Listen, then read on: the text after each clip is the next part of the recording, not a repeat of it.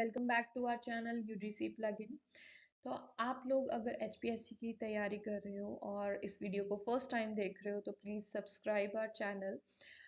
जितने भी लेटेस्ट आपके सिलेबस के अकॉर्डिंग एचपीएससी पीजीटी इंग्लिश के regarding grammatical and plus literature हम सारी वीडियोस आपके लिए काफ़ी सारी अवेल करी है ऑलरेडी और काफ़ी सारे हम अभी काम कर रहे हैं उसके ऊपर।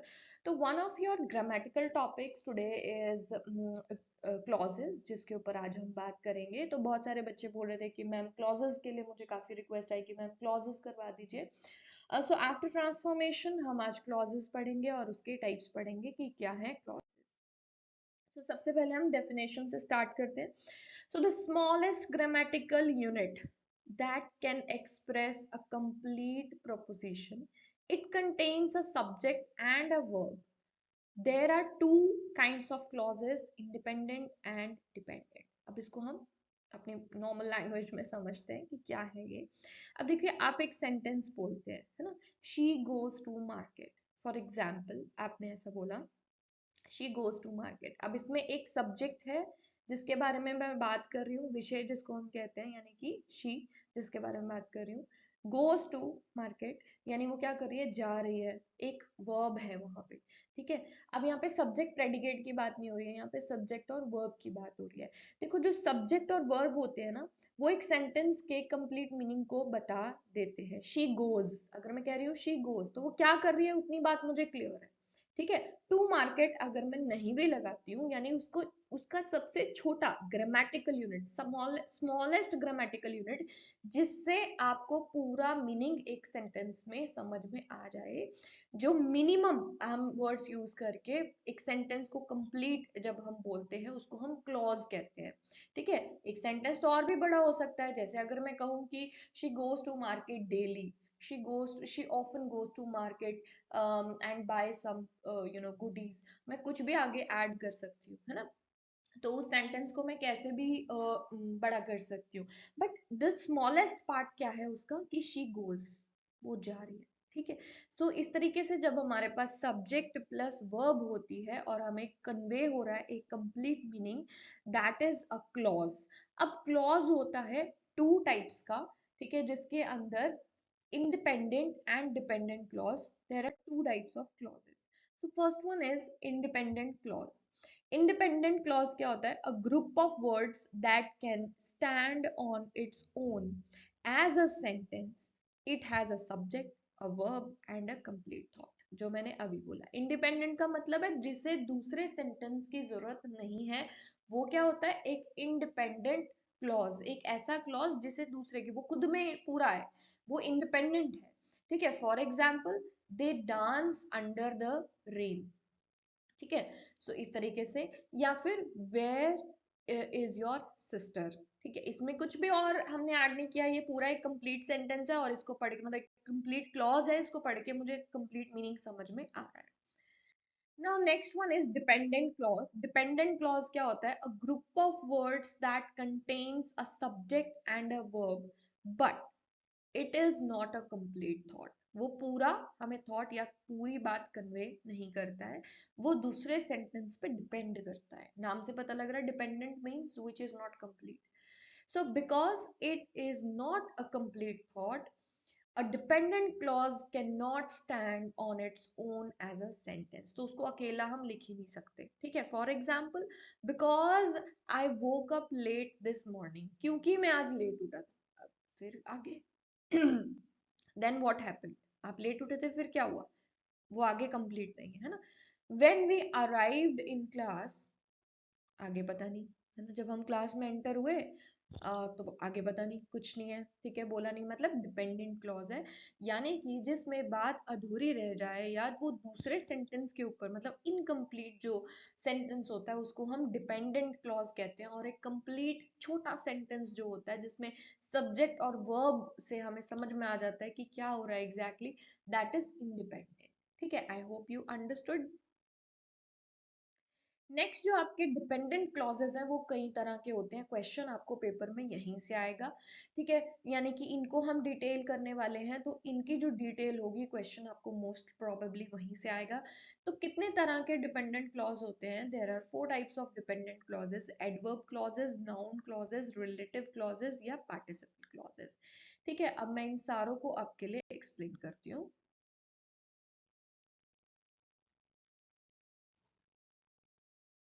So here is adverb clause. सबसे पहले एडवर्ब क्लॉज से पहले आपको ये पता होना चाहिए कि एडवर्ब क्या होती है। जो हमें वर्ब की विशेषता यानी कि उसके लिए एज एडजेक्टिव यूज होती है, दैट इज एडवर्ब, जो हमें ये बताती है कि जो वर्ब है उसके बारे में एक्सटेंशन देती है, उसके बारे में हमें जानकारी देती है, वो होती है adverb. So a clause that functions as an adverb, वो क्या क्या होते हैं? दे टेल, वो क्या बताते हैं हमें? Why, where, when, what happened. ये कोई भी सेंटेंस है उसकी हर जो जानकारी है इस तरीके की कि ऐसा क्यों हुआ, कहाँ पे हुआ, ठीक है, कब हुआ या क्या हुआ एग्जैक्टली exactly। तो ये सारी एडवर्ब होती है, यानी वर्ब जो हुआ उसके साथ उसके एड ऑन्स देने, ठीक है। सो देर आर फ्रीक्वेंटली मूवेबल, मतलब इनको हम आगे पीछे कर सकते हैं। कई बार हम ये बताते हैं कि ये चीज़ ऑफन होती है, कई बार हम ये बताते हैं कि ये चीज़ रेयरली होती है, या कई बार हम कोई और जानकारी भी देते हैं। तो ये आगे पीछे मूव होते रहते हैं, ऐसा कुछ नहीं है कि हम इसको एक फिक्स पोजीशन में रखते हैं एडवर्ब को। So for example, when the timer rings we know the cake is done, ठीक है, यानी जब टाइमर जो है रिंग करता है then we know the cake is done, ठीक है, तो हम समझ जाते हैं कि काम हो गया। Then next one is we know the cake is done when the timer rings. अब हम इसे कैसे भी, यानी कि इसे हम स्विच कर सकते हैं, जो एडवर्ब क्लॉज होता है उसको हम स्विच कर सकते हैं और हम ऐसे उसको लिख सकते हैं। लेकिन ये आपको क्या बताएगा? ये आपको वर्ब जो हो रहा है, जो काम हो रहा है उसके बारे में एक उसका अलग से उसके बारे में एक इंफॉर्मेशन आपको देगा, that is the adverb clause. तो एडवर्ब क्लॉज क्या क्या कैसा कैसा हो सकता है? एडवर्ब क्लॉज अब आपको तो आएगा ऑब्जेक्टिव, आपको वहां पे बताना है कि एडवर्ब क्लॉज कैसा हो सकता है। सो अगर हम प्लेस की बात करें कि अगर जगह बताई जा रही है तो वेयर, ठीक है, अगर आपको for example where there are computers there is Microsoft software, ठीक है, तो ये क्या है? वेयर, वेयर क्या हो रहा है यहाँ पे? ये क्या बता रहा है आपको? ये आपको एडवर्ब बता रहा है, ठीक है, उसके बारे में बता और ज्यादा जानकारी दे रहा है जो वर्ब है। Then next one is time. Time के बारे में जब बात होती है एडवर्ब में, दैट इज व्हेन। जब हम व्हेन यूज करते हैं, so after the fruit is harvest it is sold at the market, ठीक है, कब कब होते हैं? आफ्टर, जब वो पक जाते हैं तब वो मार्केट में बेचे जाते हैं। तो ये एड ऑन है, देखो, it is sold at the market, क्या सोल्ड हो रहा है पता नहीं है, है ना। सो डिपेंडेंसी किस पे है? आगे वाले पे। और वहां पे क्या लिखा है? अगर मैं इतने ही सेंटेंस बोलती हूँ कि फ्रूट इज हार्वेस्ट, तो मतलब फ्रूट जो है वो उगाए जा रहे हैं, तो after the fruit is harvest, ठीक है, उसका कब बताया जा रहा है, उसके बारे में ये बताया जा रहा है कि कब एग्जैक्टली exactly उसको हम सोल्ड आउट करते हैं मार्केट के अंदर। सो यहाँ पे व्हेन का रिप्लाई हो रहा है। Next is cause. अगर आपको वाई बताया जाता है किसी सेंटेंस में कि ये चीज क्यों हो रही है, I didn't call her because I am shy, मैं शर्माता हूँ या शर्माती हूँ इस वजह से मैं कॉल पे बात नहीं की, ठीक है। तो ये जो चीज है क्यों नहीं की, ठीक है, क्यों बता रही है, आपको कॉज बताया है यहाँ पे। Next one is purpose. अगर किसी चीज का पर्पस आपको बताया जाता है यानी रीजन बताया जाता है ऑफ डूइंग दैट थिंग, तो वो भी किस में आता है? एडवर्ब क्लॉज में आता है। She took a computer course so that she could not get a better job, यानी वो उसको अच्छी जॉब नहीं मिल रही थी इस वजह से उसने कंप्यूटर कोर्स ज्वाइन कर लिया, ठीक है। सो दैट, है ना, तो हमें यहाँ पे क्या बताया जा रहा है? रीजन बताया जा रहा है कि ऐसा क्यों हो गया, बिकॉज जैसे हम लगा देते हैं तो वो भी रीजन के लिए होता है। Then next is concession.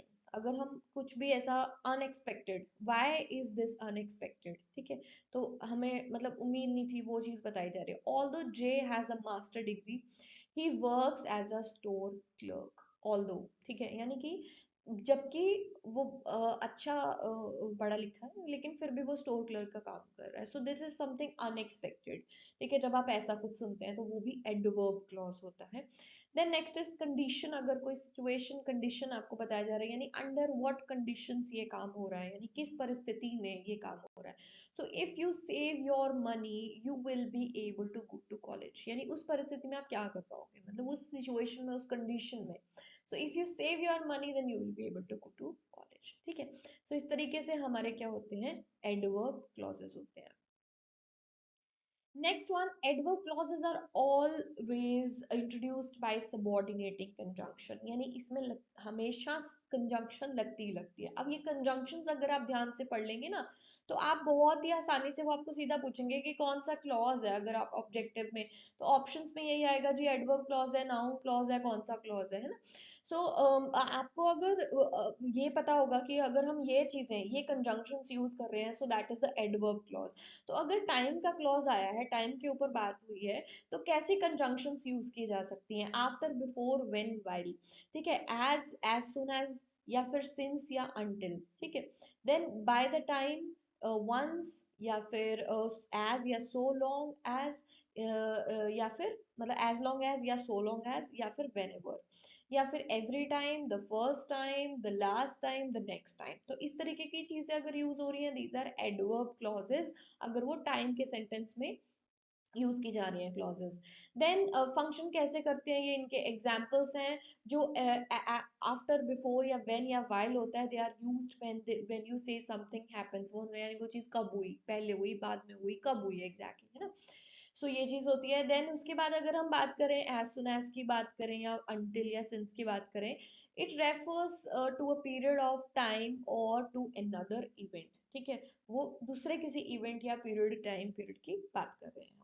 सो इस तरीके से आप यहाँ पे डायग्नोस कर सकते हो आराम से सेंटेंस के अंदर कि कहाँ पे एग्जैक्टली कौन सा क्लॉज आ रहा है।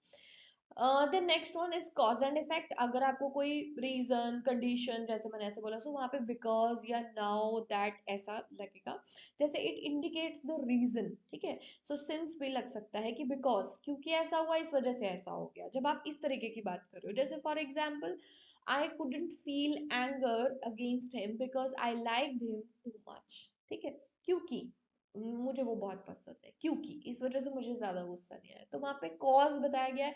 सो कॉज एंड इफेक्ट जहाँ पे बताया जा रहा है, that is also adverb clause. Next one is noun clause.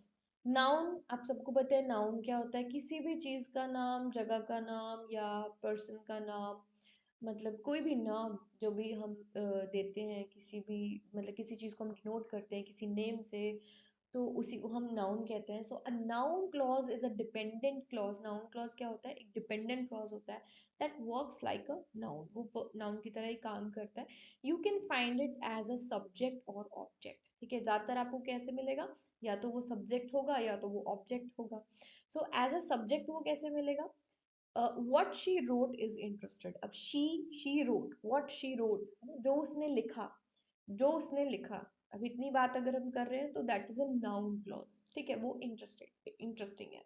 Then as a object आपको कैसे मिलेगा, I read what she wrote, ठीक है, वॉट शी रोट, जो उसने लिखा था। अब इसमें सेंटेंस वही है, मीनिंग वही है, सेंटेंस की फॉर्मेशन चेंज है, एक जगह उसको एज अ ऑब्जेक्ट लिया गया है, एक जगह उसको एज अ सब्जेक्ट लिया गया है, बट दोनों जगह ही वो नाउन क्लॉज है। तो आपको पेपर में नाउन क्लॉज जो है वो दोनों तरीकों से मिल सकता है। Now noun clauses begin with question words। ज्यादातर किससे होते हैं, question word से। So question word कैसे हो सकते हैं, जैसे what do you do in class, आप क्लास में क्या करते हैं। and noun clause में what do you do in class, okay, what do you do in class is easy, ठीक है, इजी इजी मतलब उस सेंटेंस को एक्सटेंड किया गया है, क्लॉज इतना ही है, ठीक है। Then next, where does he go, where does sorry where does he work, where he works is a secret. अब इसका ये पूरा फुल सेंटेंस है जिसमें नाउन क्लॉज क्या है, वेयर ही वर्क्स। सिंपल से अगर नाउन क्लॉज का तो कुछ भी नहीं है, सिंपली आपका जो सब्जेक्ट है या जो आपका ऑब्जेक्ट है, ठीक है, दोनों में से एक आपका, यानी अगर सब्जेक्ट, अगर मैंने जैसे स्टार्टिंग में कहा था कि she goes to market daily, ठीक है, अब यहाँ पे गोज टू के बाद मार्केट भी हमारा आ रहा है, वो अगर हम वो ड्रॉप करते हैं, यानी वो हमारा सब्जेक्ट नाउन क्लॉज नहीं है, तो she is the noun clause, है ना, शी गोज, शी गोज। तो ये इस तरीके से आपके नाउन क्लॉज आएंगे। So what should I do, next example, I don't know what should I do. ठीक है, तो इस तरीके से व्हाट शुड आई डू को हम यूज कर सकते हैं। नाउन क्लॉज इसके अंदर यही रहेगा।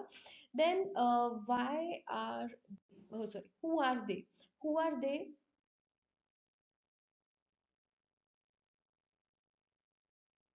Next one is who are they, who are they, Mary knows who are they, जानती है, मैरी जानती है कि ये कौन है। अब यहाँ पे Mary is not the noun, who are they is the noun. ठीक है, वो एज अ ऑब्जेक्ट है, यहाँ पे एज अ सब्जेक्ट नहीं है। ठीक है, वो कौन है, मेन बात किसकी हो रही है, वो कौन है, ये कौन जानता है, ये अलग बात है ना। सो वो हम नहीं भी लिखेंगे तो भी एक क्वेश्चन बनता है कि वो कौन है। Then next what happened, she knows what happened, वो जानती है कि क्या हुआ। फाइन। सो इस तरीके से आप क्या आएंगे, noun clauses. Noun clauses begins with whatever और if। अगर आपको whatever और if के साथ अगर नाउन क्लॉज आ रहा है या फिर that लगा के नाउन क्लॉज आ रहा है, यानी कि अब इसको हम पढ़ लेते हैं कि किस तरीके से। I wonder if it will rain tomorrow। ठीक है, मतलब शायद रेन हो, है ना, मैं मतलब मुझे ऐसा लगता है कि कल बारिश होगी। कि अगर इफ यहाँ पे जो मैं कह रही हूँ वेदर या इफ वाली जो कंडीशंस होती हैं उसमें नाउन क्लॉज रहता है। Then I wonder if it will rain tomorrow or not. Okay, then next I wonder whether or not Mary went to work yesterday। कल वो काम पे गई या नहीं, मैं शायद मुझे लग रहा है कि कल शायद वो काम पे नहीं गई या शायद गई। ठीक है, वेदर ही इनवाइट्स हर और नॉट इज इम्पोर्टेंट। ठीक है, सो इस तरीके से आपके वेदर ही इनवाइट्स हर, सो ये जब हम यूज कर रहे हैं जिसके अंदर वेदर या इफ वाली कंडीशन हम यूज कर रहे हैं, that is the noun clause. Now that क्या है, दैट वाली कंडीशंस में दैट हम कैसे यूज करते हैं, दैट पॉपुलेशन, वो पर्टिकुलर जब हम एक डिनोट कर रहे हैं किसी चीज को, तब हम यहाँ पे नाउन क्लॉज उसको कह रहे हैं। हम किसकी बात कर रहे हैं इसमें, उस पर्टिकुलर पॉपुलेशन की। So that population affects the quality of our lives is obvious. ठीक है, सो एज अ सब्जेक्ट हमने यहाँ पे दैट को यूज किया है। देन एज अ ऑब्जेक्ट अगर हम यूज करते हैं दैट को, तब भी वो नाउन क्लॉज में आएगा। It is obvious that population affects the quality of our lives. ठीक है, पॉपुलेशन जो है वो हमारी क्वालिटी को अफेक्ट करती है लाइव्स की। तो ये चीज दो सेंटेंस में बोली गई है, बट एज अ सब्जेक्ट जब हमने यूज किया दैट के साथ, एज अ ऑब्जेक्ट दोनों में ही नाउन क्लॉज आता है। ठीक है,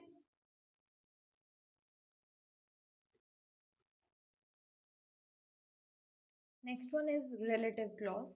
रिलेटिव क्लॉज होता क्या है, पहले हम ये देख लेते हैं। इसको हम एज अ एडजेक्टिव क्लॉज भी यूज करते हैं। बहुत सारी आपने अदर वीडियोस या बुक्स अगर आपने देखी हैं क्लॉजेस के रिगार्डिंग, तो आपने एडजेक्टिव क्लॉज भी सुना होगा, है ना। एडजेक्टिव क्लॉज ही रिलेटिव क्लॉज होता है।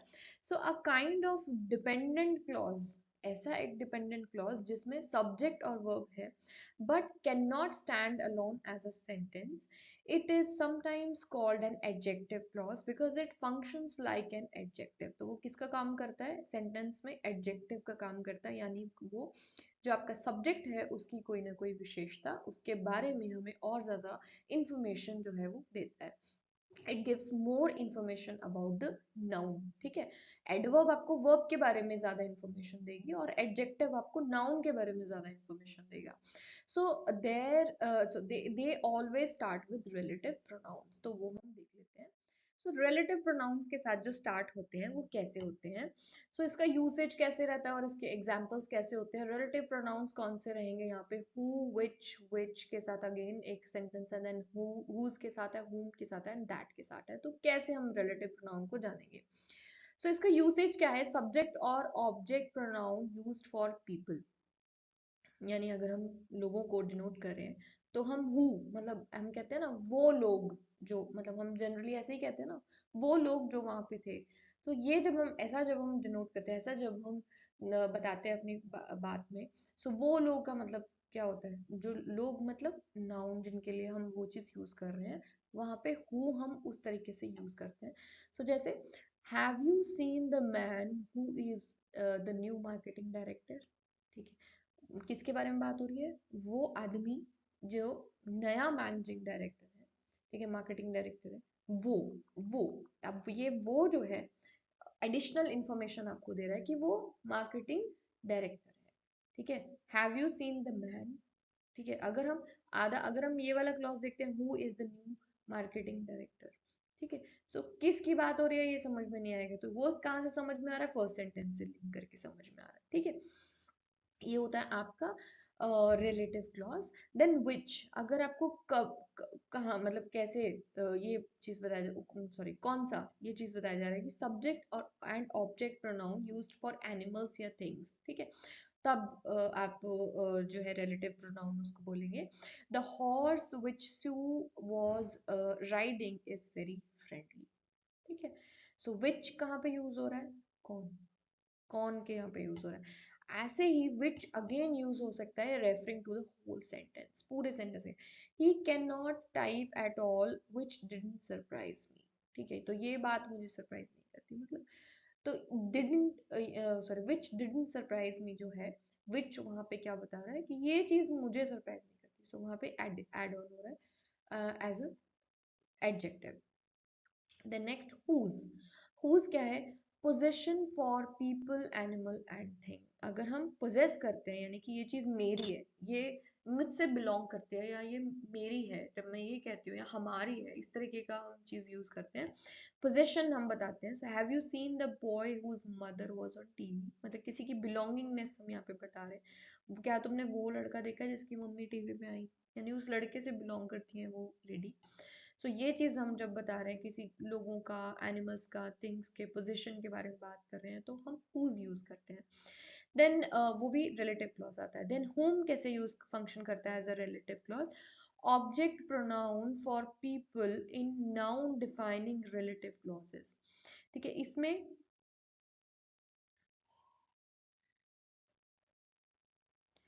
नेक्स्ट इज होम, कैसे होता है होम जो है, अब यहाँ पे ये कह रहा है कि object pronoun, object pronoun means object के बारे में आगे एडिशनल आपको एडजेक्टिव्स मिल रहे हैं, और मतलब जो आपका ऑब्जेक्ट प्रोनाउन है उसके बारे में।